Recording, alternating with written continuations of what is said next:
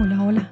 La sentencia que aquí presentamos es la sentencia AP 2232 del 9 de abril del 2025, radicado 60-167 y magistrado ponente el doctor Carlos Roberto Solórzano Garavito.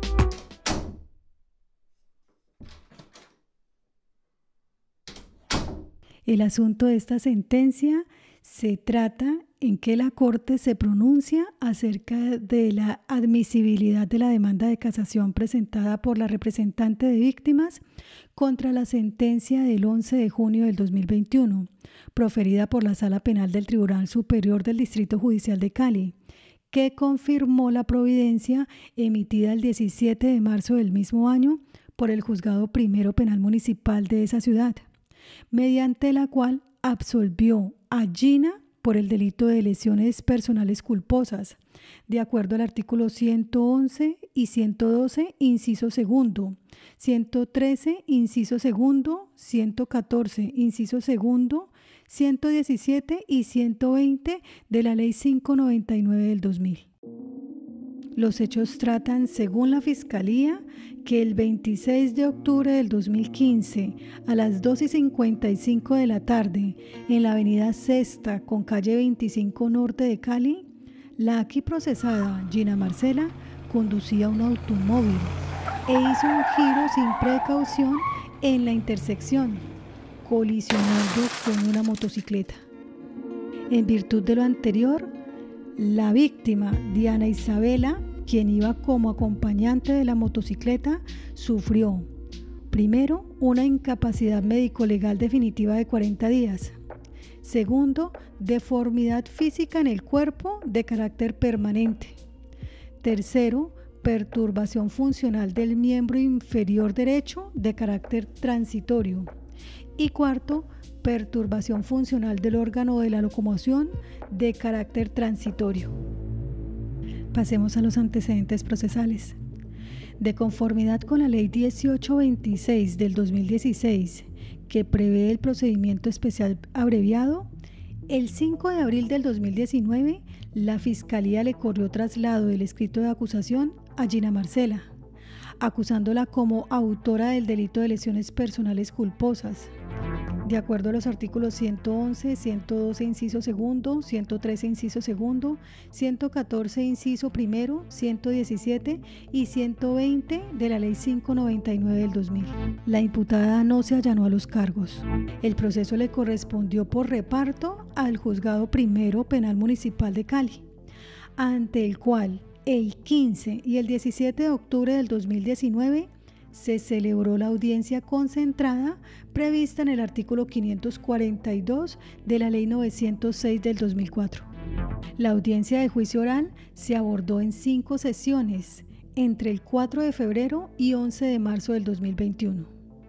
En la última fecha, el juzgado de conocimiento anunció el sentido del fallo de carácter absolutorio por el delito de la acusación.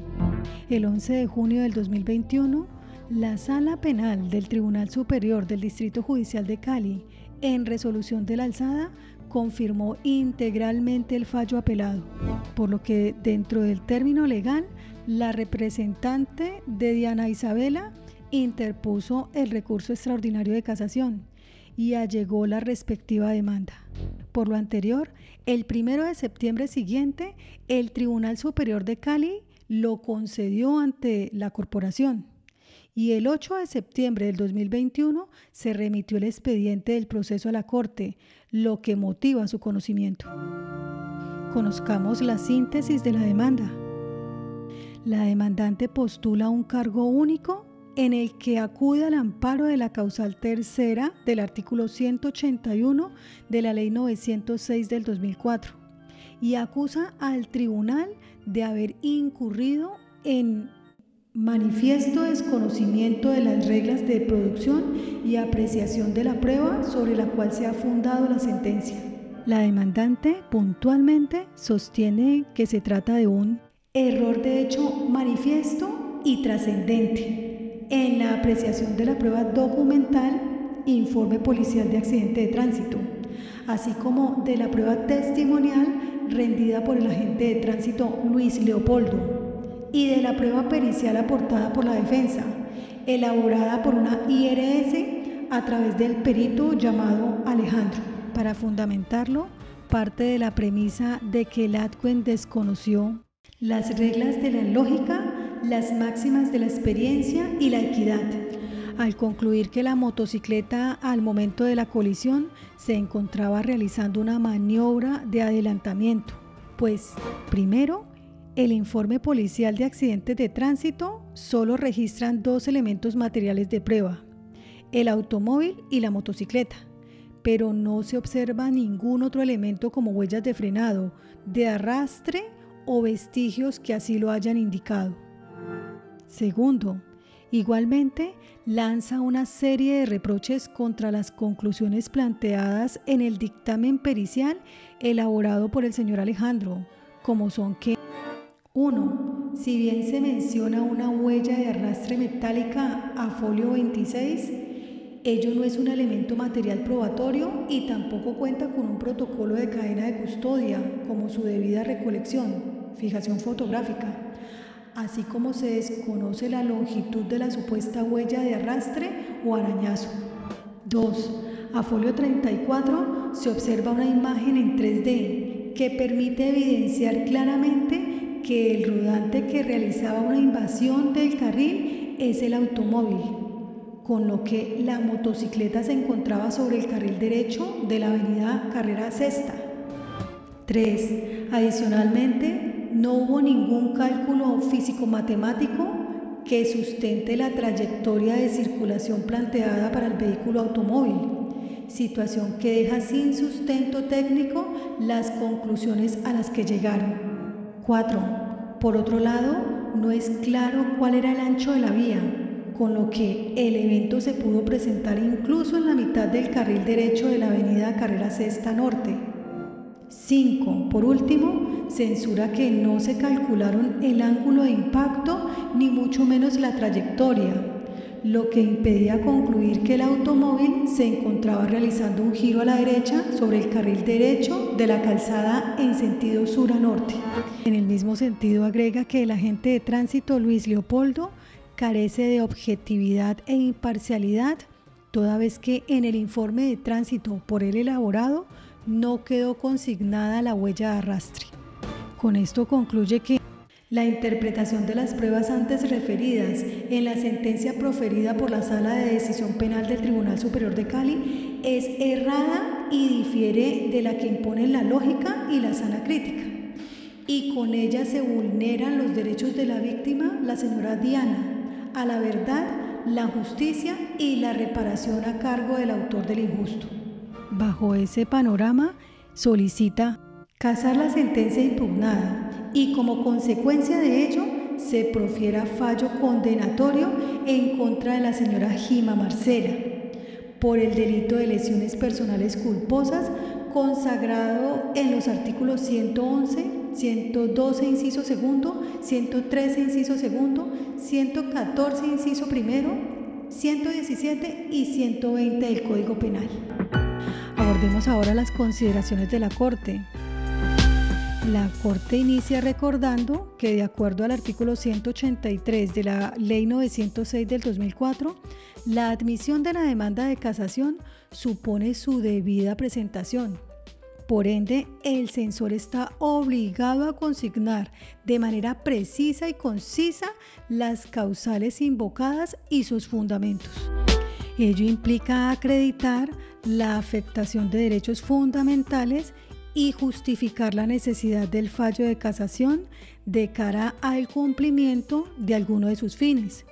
los cuales son, primero, la efectividad del derecho material,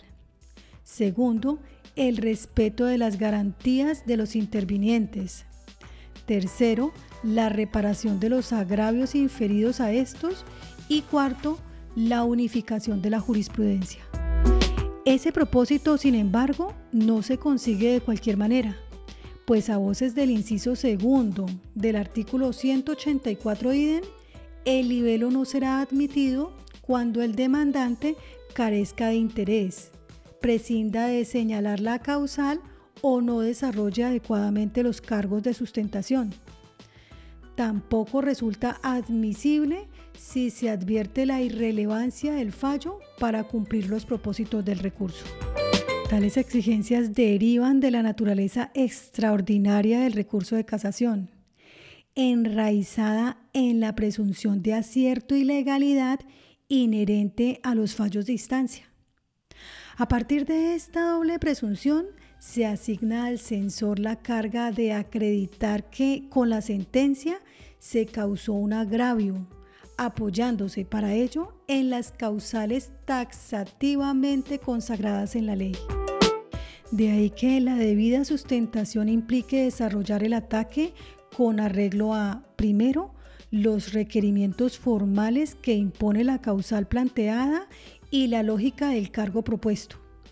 Y segundo, los principios de autonomía, no contradicción, coherencia y razón suficiente, para que el alcance de la impugnación se evidencie nítido y que la Corte pueda dar respuesta adecuada a los reproches planteados. Además, en conexión con la exigencia de acreditación de la afectación de derechos fundamentales,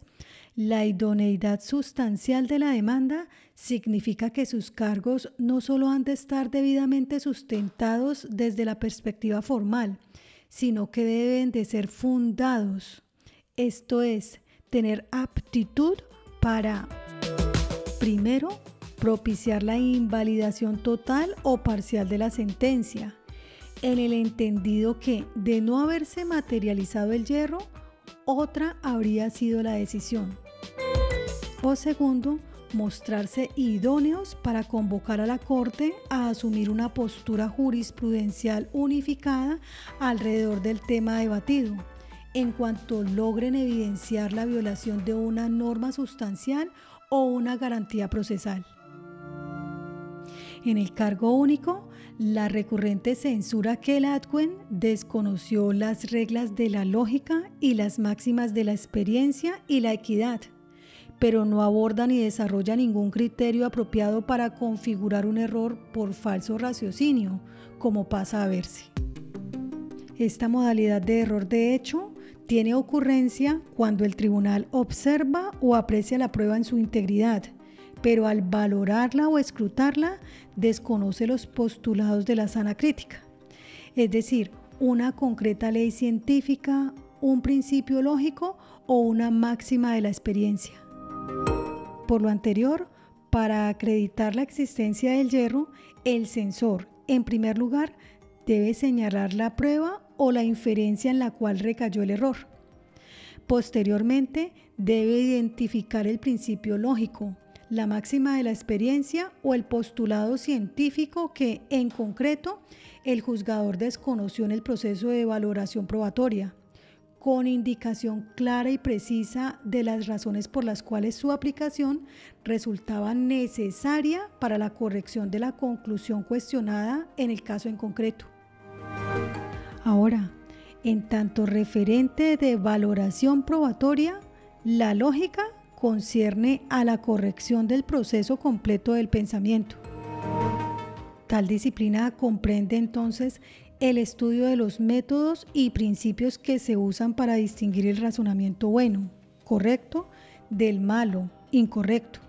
en cuanto a que los errores de razonamiento en términos de lógica material se denominan falacias o silogismos aparentes o sofísticos,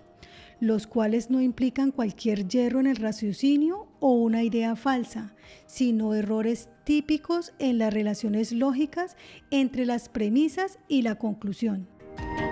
A su vez, la ciencia corresponde a un conjunto de conocimientos obtenidos mediante la observación y el razonamiento, sistemáticamente estructurados, de los que se deducen principios y leyes generales. Por ende, las máximas científicas, a partir de las cuales se generalizan e interpretan los fenómenos, se formulan a partir del cómo y el por qué un hecho se realiza de determinado modo. Pues para que el sistema de conocimientos en un área de la ciencia deduzca una ley o un principio con carácter universal, los métodos cognitivos dirigidos a ese fin deben encontrar fundamento en conceptos exactos, cuya veracidad sea comprobable y demostrable mediante métodos aceptados y estandarizados. Finalmente, las reglas de la experiencia no pueden invocarse de cualquier manera, pues la construcción de una máxima fundada en el ordinario devenir de los acontecimientos de la vida en sociedad requiere de una estructura general y abstracta, definida por la Corte en los siguientes términos. La experiencia forma conocimiento y los enunciados basados en esta conllevan a la generalización, lo cual debe ser expresado en términos racionales para fijar ciertas reglas con pretensión de universalidad, por cuanto comunican determinado grado de validez y facticidad en un contexto sociohistórico específico. En ese sentido, para que ofrezca fiabilidad una premisa elaborada a partir de un dato o regla de la experiencia, ha de ser expuesta a modo de operador lógico así: siempre o casi siempre que se da A, entonces sucede B. Por lo tanto, el punto de partida formal para analizar la incursión en un falso raciocinio es una formulación de una proposición con estructura de regla, apta para ser aplicada en términos generales y abstractos, con pretensión de universalidad, para así verificar si, al analizar el mérito de las pruebas, el razonamiento del juzgador deviene falso. Bien, en el presente caso, la censura infringe las exigencias formales previamente referidas y se ofrece del todo carente de aptitud sustancial, ya que las críticas probatorias dirigidas contra el fallo de segunda instancia no pasan de ser una amalgama especulativa de inconformidades. Lo anterior, pues, si bien la casacionista señaló 3 pruebas, no identificó el principio lógico, la máxima de la experiencia o el postulado científico que, en concreto, el juzgador desconoció en el proceso de valoración probatoria. Ahora, es cierto que en la demanda, la memorialista dice a grandes rasgos que el adjuen les dio un mérito suasorio que no correspondía a dichas pruebas, llegando a una conclusión que no procedía, esto es, que la motocicleta al momento de la colisión se encontraba realizando una maniobra de adelantamiento. Sin embargo, tal argumento no se ajusta a las exigencias dispuestas en la jurisprudencia de la Corte. ¿Por qué? Primero, aunque censura que no hubo ningún cálculo físico-matemático que sustente la trayectoria de circulación, y el agente de tránsito Luis Leopoldo en su criterio no fue objetivo, no hace referencia a un postulado puntual de la sana crítica, sino que se habla en términos abstractos, sin especificar qué regla aplicable se desatendió. Segundo, se plantea que existió un error en las relaciones lógicas entre la premisa, que el evento se pudo presentar incluso en la mitad del carril derecho de la avenida Carrera Sexta Norte, y la conclusión, que la que estaba haciendo el adelantamiento era la moto, pero no dice en qué consistió ni cuál fue el método o el principio usado para distinguir el razonamiento bueno, o sea el correcto, del malo, o sea el incorrecto. Tercero, no se planteó una regla con estructura general y abstracta ni carácter universal que fuera desatendida. Adicionalmente, los reproches en que se finca el cargo tampoco son aptos para acreditar la configuración de alguna otra modalidad de error de hecho, pues primero, no se advierte un ejercicio de contraste entre el contenido objetivo de las 3 pruebas citadas y la comprensión del medio de conocimiento por parte de los juzgadores de instancia, según lo reseñado por estos en las sentencias impugnadas, para saber si fueron tergiversadas o cercenadas, con lo que mal podría admitirse el reproche para ser estudiado de fondo, desde la perspectiva del falso juicio de identidad.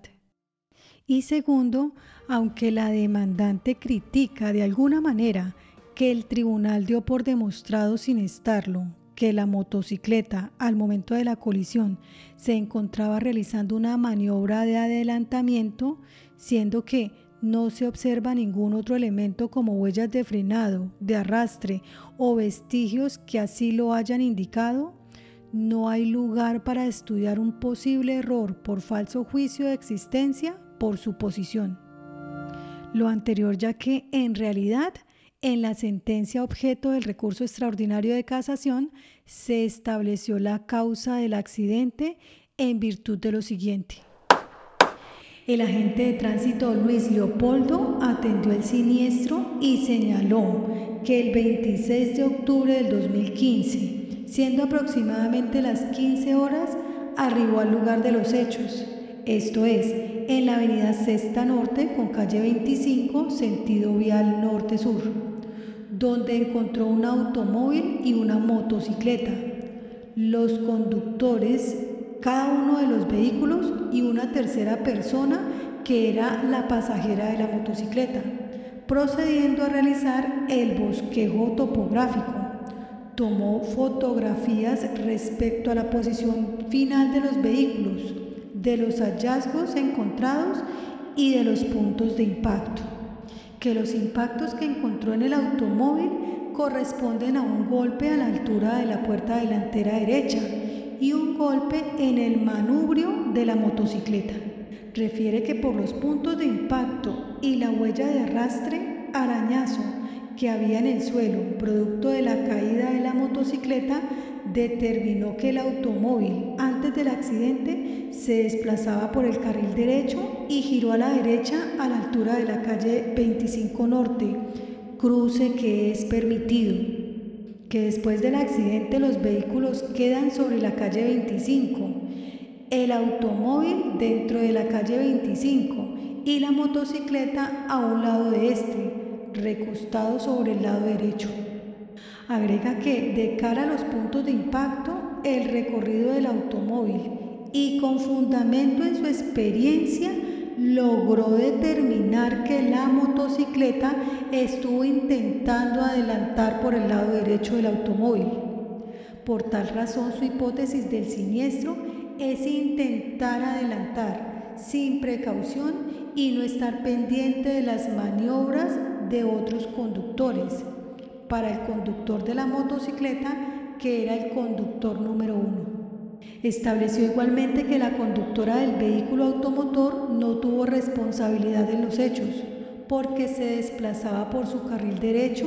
e iba a girar a la derecha a la altura de la calle 25, que estaba permitido, y la motocicleta estaba intentando adelantarlo por donde no debía, esto es, por el lado derecho. Expresó que, de acuerdo con la normatividad de tránsito, a la motocicleta le correspondía transitar detrás del vehículo,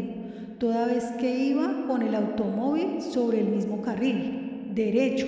y para adelantar debía hacerlo por la parte izquierda y luego incorporarse a su carril correspondiente. En tal orden, la hipótesis del agente de tránsito se acerca con mayor precisión a lo que realmente ocurrió el día del siniestro, pues para llegar a ella tuvo como fundamento los hallazgos y elementos encontrados en el lugar de los hechos, como la posición final de los vehículos, la huella de arrastre de la motocicleta, el golpe de las puertas derecha del vehículo causado por la motocicleta, las fotografías que tomó del escenario de los acontecimientos, de las cuales dio cuenta en juicio y se incorporaron legalmente, ello aunado a la experiencia en esta clase de siniestro, hacen que su tesis esté debidamente sustentada y demostrada. Luego entonces está demostrado para la sala que el accidente se ocasionó por la maniobra que realizó el conductor de la motocicleta, que consistió en adelantar al automóvil por la derecha, la cual, de acuerdo a la explicación que suministró el agente de tránsito, resulta peligrosa y en consecuencia está prohibida por la ley, tal como se constata en la normatividad de tránsito. Importa destacar que el testimonio del agente de tránsito tiene el carácter de prueba directa de los hechos, pues aunque no presenció el momento preciso del impacto, sí percibió de forma inmediata la ubicación de los rodantes, la posición en que se hallaba la víctima y el sitio preciso de impacto de los vehículos involucrados. En suma, la hipótesis del agente de tránsito coincide con la tesis que sustentó en la vista pública el perito Alejandro, pues refirió que de cara a la huella metálica dejada por la motocicleta en el piso, la cual analizó en las fotografías tomadas por el agente de tránsito, donde advirtió que la motocicleta había quedado al lado derecho del automóvil en su mismo carril, concluyó que la causa determinante del accidente obedece a la maniobra de adelantamiento por el lado derecho del automóvil por parte del conductor de la motocicleta. Con esto, la libelista no acreditó que el ADCUEN hubiese supuesto la prueba que fundamenta la causa del accidente, sino que en realidad el reclamo está dirigido a cuestionar la ausencia de otros elementos de prueba que corroboren la conclusión que no comparte, siendo que en el sistema procesal penal no existe una tarifa legal probatoria que requiera 2 o más elementos de convicción para encontrar plenamente demostrado un elemento del tipo. Se recuerda en un pie de página que sí existe una tarifa legal negativa que está expresamente consagrada en el inciso segundo del artículo 381 y prohíbe condenar con base exclusiva en prueba de referencia. Pero aquella no es aplicable al caso, pues la declaración rendida por la denunciante es prueba testimonial directa. Incluso,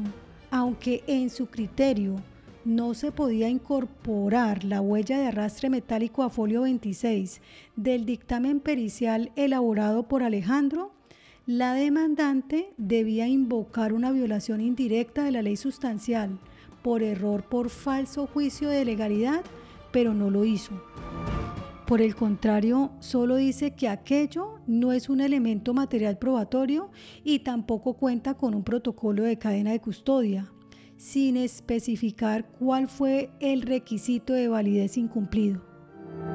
Y mal haría, pues las fotografías del lugar de los hechos, donde se observa la huella metálica dejada por la motocicleta en el piso, fueron incorporadas al juicio oral con el agente de tránsito Luis Leopoldo, que lo realizó, dándole acceso a Alejandro para emitir el correspondiente dictamen pericial. Bajo ese panorama, los reparos a la sentencia no se encaminan a evidenciar que el fallador incurrió en un error de hecho o de derecho con la técnica requerida y apropiada, sino que la recurrente simplemente se dedica a reiterar su teoría del caso, como si la casación se constituyera en una tercera instancia. Por consiguiente, no habiéndose presentado los reclamos en casación con respecto a los estándares mínimos para su estudio de fondo, la demanda será inadmitida.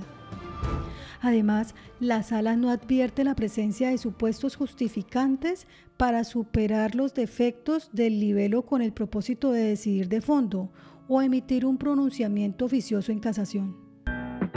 Por lo que, en mérito de lo expuesto, la Sala Penal de la Corte Suprema de Justicia resuelve, en primer término, inadmitir la demanda de casación presentada por la representante de víctimas contra la sentencia del 11 de junio del 2021, proferida por la Sala Penal del Tribunal Superior del Distrito Judicial de Cali, por las razones expuestas anteriormente.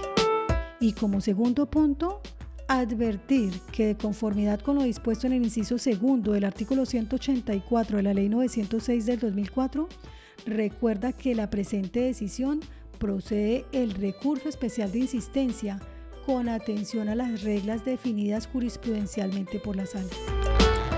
Y es aquí donde, respetados podcastescuchas, terminamos con el relato de la sentencia radicado 60-167, agradeciéndoles por su valioso tiempo. Rogamos a quienes no lo hayan hecho a suscribirse a nuestro canal. Un abrazo.